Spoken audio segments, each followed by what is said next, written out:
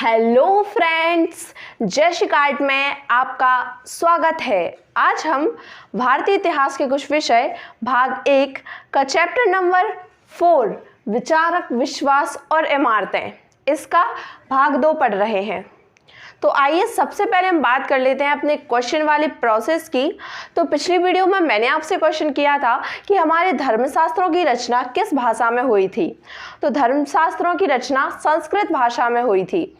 आज का क्वेश्चन है कि मगध के वंशों का क्रम बताइए। मगध में कितने वंश हुए, उन वंशों के नाम बताना है आपको कमेंट बॉक्स में। अब आ जाते हैं अपनी चैप्टर पे। पिछली वीडियो में हमने सांची के स्तूप के बारे में पढ़ा था और उसके बाद हमने महावीर स्वामी के बारे में पढ़ा था और जैन धर्म के बारे में थोड़ा सा। आज हम बुद्ध और ज्ञान की खोज मतलब महात्मा बुद्ध के बारे में पढ़ेंगे। तो आइए सबसे पहले जान लेते हैं कि महात्मा बुद्ध का जन्म कब हुआ था और कहाँ हुआ था। तो महात्मा बुद्ध का जन्म 563 ईसा पूर्व में हुआ था। 563 ईसा पूर्व में क्या हुआ था, महात्मा बुद्ध का जन्म हुआ था और कहाँ हुआ था, कपिलवस्तु, नेपाल। अब यदि आपको ये पता नहीं है कि ईसवी पूर्व क्या है, तो इस पर ऑलरेडी मैंने एक वीडियो बनाई है कि ईसवी पूर्व और ईसवी में क्या अंतर है। तो वो वीडियो मैं डिस्क्रिप्शन में डाल दूंगी, तो आप वहाँ जाके चेक कर लेना और इसको क्लियर कर लेना, ठीक है। तो अब महात्मा बुद्ध का जो जन्म हुआ था वो 563 ईस्वी पूर्व में कपिलवस्तु में हुआ था। और कपिलवस्तु कहाँ पर है, नेपाल में। ये पहले भारत का ही अंग था जब जन्म हुआ था और विभाजन ये अलग हो गया, ठीक है। तो कपिलवस्तु नेपाल में क्या हुआ था, महात्मा बुद्ध का जन्म हुआ था, ठीक है। इनके बचपन का नाम क्या था, तो इनके बचपन का नाम सिद्धार्थ था। महात्मा बुद्ध के बचपन का नाम क्या था, सिद्धार्थ। और इनकी माता का नाम था महामाया। माता का नाम क्या था, महामाया था। लेकिन इनके जन्म के पश्चात इनकी माता की मृत्यु हो गई थी, तो इनकी मौसी थी, मौसी का नाम था गौतमी, और उन्होंने इनका क्या किया था, लालन पालन किया था। तो उन्हें उपमाता कहा जाता है, क्योंकि माता के पश्चात उन्होंने उनका लालन पालन किया था, माता की तरह रखा था, तो उन्हें उपमाता कहा जाता है। लेकिन वो असल में उनकी मौसी थी, ठीक है। उनकी पत्नी का नाम था यशोधरा, ठीक है। उनकी पत्नी का नाम था यशोधरा, और ये शाक्य कबीले से थे और इक्ष्वाकु वंश से थे। शाक्य कबीले से और इक्ष्वाकु वंश से थे। कौन, हमारे महात्मा बुद्ध।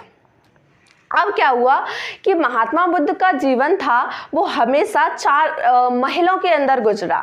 कभी उन्होंने बाहर देखा ही नहीं, और हम कह सकते देखा नहीं या उन्हें देखने नहीं दिया गया। मतलब जब उनका जन्म हुआ था तो एक साधु ने भविष्यवाणी की थी कि ये जो लड़का है एक बहुत बड़ा सन्यासी बनेगा, जबकि उनके पिता एक राजा थे बहुत बड़े, और वो चाहते थे कि उनका बच्चा उनकी ही तरह एक पराक्रमी सम्राट बने। तो उन्होंने लेकिन साधु ने जो भविष्यवाणी की थी, तो उसी के डर से उन्होंने क्या किया, महात्मा बुद्ध को हमेशा महल के अंदर रखा और ऐसे साजो सामान के साथ रखा, और बिल्कुल पूरे वही गुण डालने की कोशिश की जो एक राजा में होते हैं, क्योंकि राजा और सन्यासी के गुण बिल्कुल विपरीत होते हैं। उन्होंने ऐसा माहौल बनाया कि कहीं से भी उन्हें सन्यासी बनने की प्रेरणा ना मिल जाए, इसलिए उन्हें महल से बाहर जाने ही नहीं दिया गया। तो क्या था कि महल के अंदर ही रहे, वो राज ठाट में रहे, ठाट बाट में। उन्होंने कभी बाहर की दुनिया ही नहीं देखी थी। परंतु एक दिन क्या हुआ, एक दिन उन्होंने अपने रथकार को उन्हें बाहर ले जाने के लिए मना लिया। अब जब वो रथकार उन्हें बाहर लेके गया तो उन्होंने 4 घटनाएं देखी, और 4 घटनाओं से उनका मन बिल्कुल ही परिवर्तित हो गया। वे 4 घटनाएं कौन कौन सी थी, तो 4 बुद्ध को संन्यास के लिए प्रेरणा देने वाली घटनाएं कहा जाता है इन्हें। कौन कौन सी थी, सबसे पहले तो उन्होंने एक वृद्ध व्यक्ति को देखा। तो उन्हें आभास हुआ कि हमारा जो शरीर है वो एक ना एक दिन इस हम कह सकते हैं कि इस पीढ़ी पर पहुंचेगा। हम आज युवा हैं तो एक ना एक दिन हमें भी बुढ़ापा आएगा।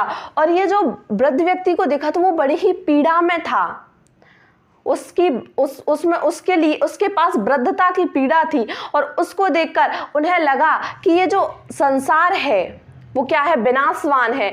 मतलब जो कुछ भी है वो कभी नहीं रहेगा, एक ना एक दिन हमें नष्ट होना ही है। इसके बाद उन्होंने एक रोगी को देखा। रोगी भी दर्द से कराह रहा था, बड़े ही कष्ट में था, इससे भी उन्हें बहुत दुख हुआ।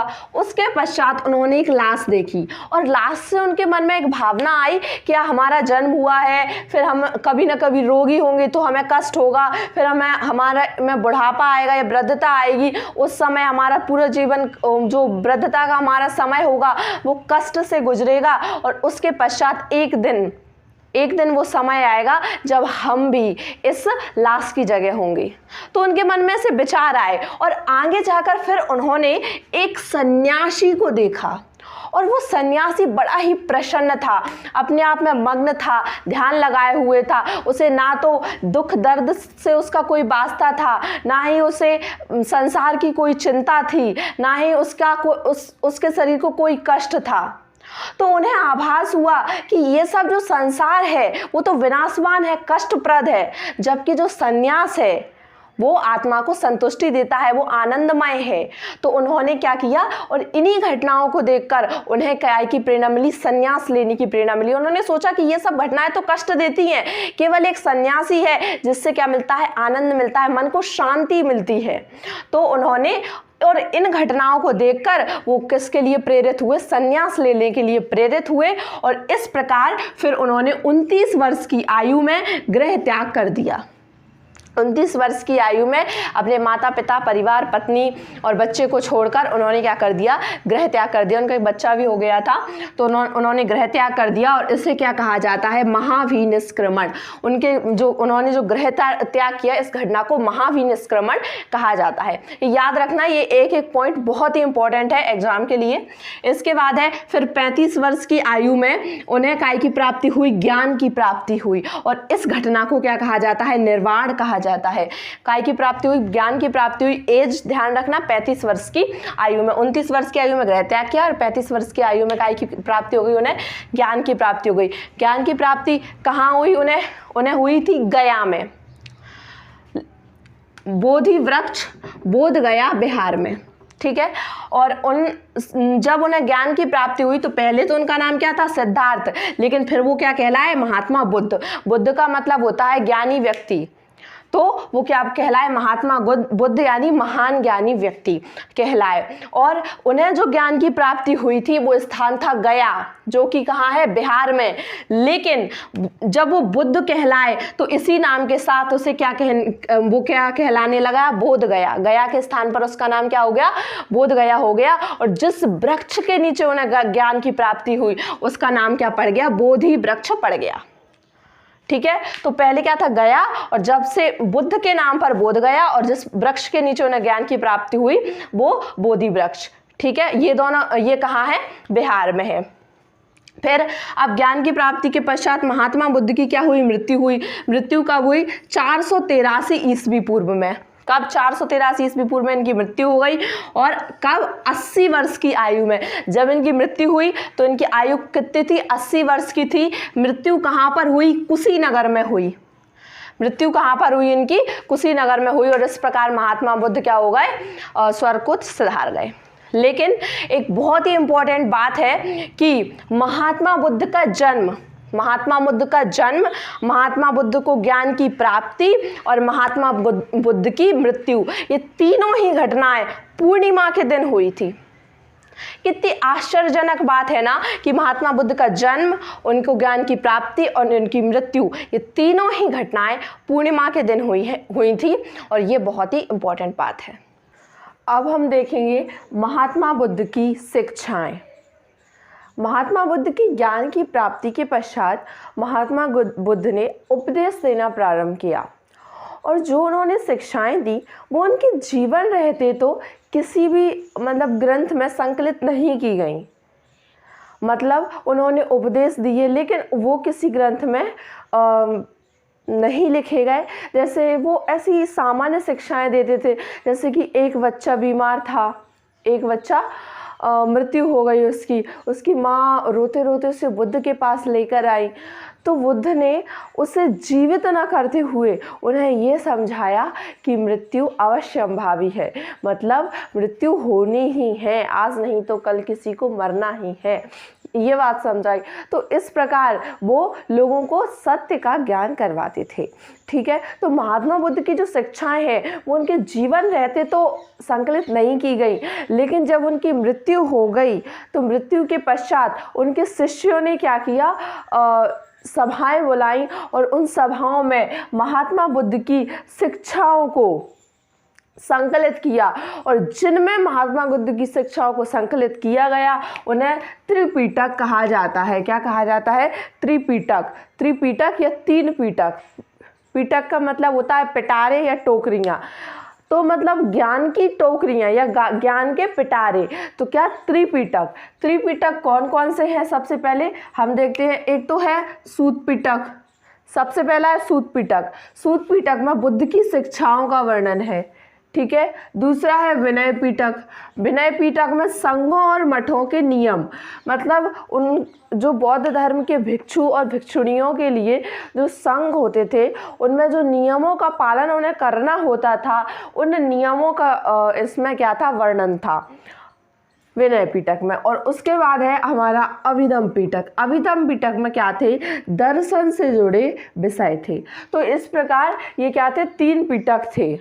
पिटक का अर्थ है पिटारे, और कितने थे, तीन कौन कौन से, सूत पिटक, विनय पिटक और अभिधम पिटक। सूत पिटक में बुद्ध की शिक्षाएं, विनय पिटक में संघ और मठों के लिए नियम, और फिर अभिधम पिटक में दर्शन से जुड़े विषय।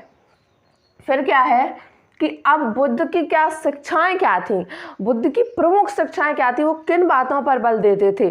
तो बुद्ध क्या करते थे, सबसे पहले तो विश्व अनित्य, उनका मानना था कि विश्व अनित्य है, मतलब उसमें कुछ भी चीज़ ऐसी नहीं है कि जो मरेगी नहीं या जिसका अंत नहीं होगा। निर्माण भी होता है तो अंत भी होता है, तो संपूर्ण विश्व यही है। फिर क्या कहा उन्होंने, आत्मा मुक्त, आत्मा विहीन। हमने देखा था कि महावीर स्वामी, मतलब जैन धर्म था, उसमें आत्मा को महत्व दिया गया था। ठीक है, लेकिन इसमें बुद्ध ने क्या कहा है कि आत्मा विहीन, मतलब आत्मा होती ही नहीं है, आत्मा जैसी कोई चीज़ नहीं होती है। इसके बाद फिर क्या है, घोर तपस्या से मनुष्य मुक्ति पा सकता है। बुद्ध ने क्या कहा, बुद्ध की क्या शिक्षा थी कि घोर तपस्या से मनुष्य क्या पा सकता है, मुक्ति पा सकता है, यदि वो घोर तपस्या करे। अनीश्वरवाद पर बल दिया कि ईश्वर नहीं होते, ईश्वर कोई नहीं होता, सर्वोच्च एक सत्ता होती है बस। और उसके बाद निर्वाण पर बल दिया, मतलब कि मुक्ति, ध्यान करो, तपस्या करो और फिर तुम्हारी मुक्ति हो जाए तब, तो वो ही तुम्हारे जीवन की क्या होगी, सार्थकता होगी। और इस प्रकार उन्होंने निर्वाण पर बल दिया। महात्मा बुद्ध जब मतलब उनकी मृत्यु हो रही थी, महात्मा बुद्ध का अपने शिष्यों के लिए अंतिम निर्देश क्या था, तो उन्होंने कहा था कि तुम सब अपने खुद ही ज्योति बनो। तुम सब क्या बनो, तुम सब अपनी खुद ही ज्योति बनो, क्योंकि तुम्हें खुद ही अपनी मुक्ति का रास्ता ढूंढना है। बुद्ध का मतलब था, बुद्ध कहते थे कि कोई भी व्यक्ति अपनी मुक्ति का कारण केवल खुद है। जैसे बुद्ध यदि कर सकते थे तो वो केवल इतना कर सकते थे कि मार्ग दिखा सकते थे, लेकिन कार्य तो तुम्हें खुद ही करना है। आज भी हम देखते हैं, हम कोई मार्ग पर चलते हैं तो कोई व्यक्ति हमें उसका मार्ग हमें गाइड कर सकता है, लेकिन मेहनत तो हमें खुद ही करनी पड़ेगी, कार्य तो हमें खुद ही करना पड़ेगा।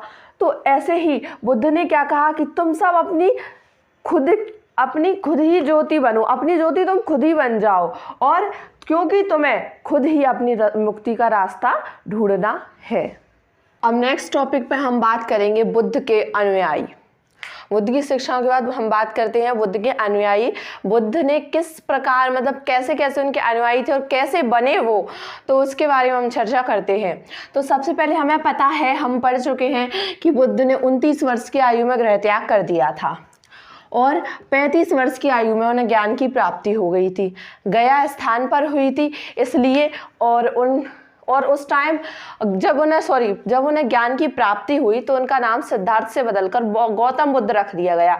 क्यों? क्योंकि बुद्ध का अर्थ होता है बुद्धिमान, ठीक है, तो उनका नाम बुद्ध रख दिया। और इसी बुद्ध के नाम पर जिस स्थान पर उन्हें ज्ञान की प्राप्ति हुई उसका नाम था गया, तो इसी बुद्ध के नाम पर उसका नाम बोध गया रख दिया। और जिस वृक्ष के नीचे उस ज्ञान की प्राप्ति हुई तो इन्हीं बुद्ध के नाम पर उस वृक्ष का नाम बोधि वृक्ष रख दिया गया। और ये दोनों विहार में हैं, ठीक है। तो इन्हें 35 वर्ष की आयु में ज्ञान की प्राप्ति हो गई थी। अब ज्ञान की प्राप्ति के पश्चात इन्होंने उपदेश दिया। तो इन्होंने अपना पहला उपदेश कहाँ दिया था? सारनाथ में। ये जगह बहुत इंपॉर्टेंट है, याद रखना। तो जो महात्मा बुद्ध थे उन्होंने अपना पहला उपदेश सारनाथ में दिया। और किसे दिया? 5 ब्राह्मण भिक्षुओं को दिया। 5 ब्राह्मण भिक्षुओं को इन्होंने अपना पहला उपदेश दिया। और फिर जब इन्हें उपदेश दिया तो लोगों को पता चला कि उपदेश दे गए और देने लगे और उनका उपदेश लोगों को पसंद भी आया। तो फिर इससे क्या हुआ? इनके शिष्य बनने लगे। तो इन्होंने संघ की क्या की? स्थापना की। उन्होंने अपना पहला उपदेश सारनाथ में दिया था, 5 ब्राह्मण भिक्षुओं को दिया था। फिर इससे इनके शिष्य बनने लगे तो इन्होंने काय की स्थापना कर दी? संघ की एक स्थापना कर दी, ठीक है। अब संघ में क्या होते थे? जो पुरुष शिष्य होते थे उन्हें तो भिक्षु कहा जाता था। हम कह रहे हैं भिक्षु, लेकिन बुक में लिखा है भिक्खु, लेकिन दोनों ही सही है। वो पहले इस टाइप से होगा, लेकिन अब क्या है? उच्चारण उसका भिक्षु सही है। ऐसे ही महिला शिष्य होते थे उन्हें भिक्षुणी और बुक में भिक्खुनी, ठीक है। तो पुरुष शिष्य को भिक्षु और महिला शिष्य को भिक्षुणी ये कहा जाता था, ठीक है। प्रारंभ में तो केवल पुरुष ही शिष्य होते थे, लेकिन बाद में स्त्रियां भी क्या होने लगी? संघ में शामिल किया जाने लगा स्त्रियों को। पहले तो केवल क्या होते थे? पुरुष ही शिष्य होते थे, लेकिन बौद्ध ग्रंथों के अनुसार, बौद्ध ग्रंथ कहते हैं कि महात्मा बुद्ध का एक प्रिय शिष्य था, उसका नाम था आनंद। प्रिय शिष्य था, उसका नाम आनंद था। उसी ने महात्मा बुद्ध को संघ में स्त्रियों के प्रवेश के लिए मनाया था, या राजी किया था कि अपन क्या करते हैं? स्त्रियों को भी शामिल करना प्रारंभ कर देते हैं। तो किसने मनाया था? आनंद ने। उसका नाम क्या था? आनंद, प्रिय शिष्य आनंद। तो आनंद प्रारंभ में तो केवल पुरुष ही शामिल हो सकते थे, लेकिन बाद में जो आनंद था उन्होंने उनसे आज्ञा ली कि स्त्रियों को भी शामिल किया जाए, और इस प्रकार स्त्रियों को शामिल किया जाने लगा, ठीक है। तो अब क्या हुआ? अब जब स्त्रियां शामिल होने लगी, महिलाएं शामिल होने लगी, तो पता है संघ में पहली महिला भिक्षुणी कौन आई थी? पहली महिला भिक्षुणी आई थी गौतमी। याद कीजिए बुद्ध की मौसी, जिन्होंने, इनकी माँ की मृत्यु हो गई थी, तो इन्होंने ही इनका पालन पोषण किया था बुद्ध का, और इनकी क्या कहा जाता है? उपमाता भी कहा जाता है। तो जो सबसे पहली महिला भिक्षुणी थी संघ में, तो वो कौन आई थी? इनकी खुद की माँ, जिसने उनका पालन पोषण किया, मतलब उपमाता, और वैसे रिश्ते में सही में मौसी थी वो। तो सबसे पहली महिला भिक्षुणी गौतमी थी, ठीक है। अब क्या हुआ? इन्हीं भिक्षुओं में से, कौन से? पुरुष और स्त्री, इन्हीं भिक्षुओं में से कुछ शिक्षक बन गए और ये धर्म की क्या देने लगे? शिक्षा देने लगे। कुछ तो शिक्षक बन गए, अब ये धर्म का प्रचार प्रसार करने लगे, लोगों को धर्म के बारे में बताने लगे, धर्म के महत्व के बारे में बताने लगे कि आइए आप धम्म में शामिल होइए, ठीक है। और धम्म का महत्व बताने लगे, धम्म को आप अपनाकर और संघों में शामिल होइए। कई भिक्षुणियां धम्म की उपदेशिकाएं बन गई, वही शिक्षा देने वाली, ठीक है। इन्हें क्या कहा जाने लगा? थेरी। लेकिन थेरी केवल उन्हीं महिलाओं को कहा जाता था जिन्होंने निर्वाण प्राप्त कर लिया हो। निर्माण नहीं, निर्वाण।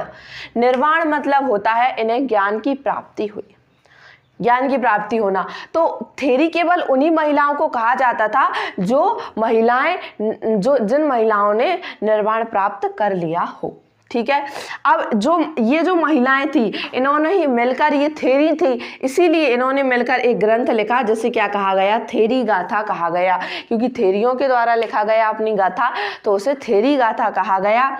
और यह सूत पिटक का एक भाग है, मतलब सूत पिटक में इसको संकलित कर दिया गया, तो यह क्या है, सूत पिटक का एक भाग है, क्या, थेरी गाथा।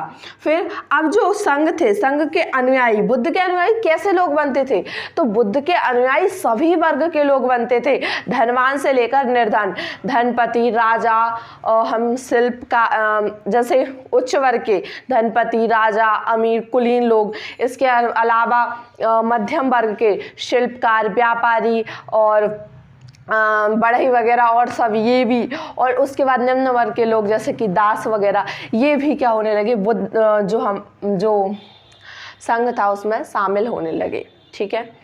क्योंकि इसलिए भी शामिल होने लगे क्योंकि संघ में उन्हें समानता मिलती थी, जितना महत्व राजा को दिया जाता था उतना ही महत्व दास को भी दिया जाता था।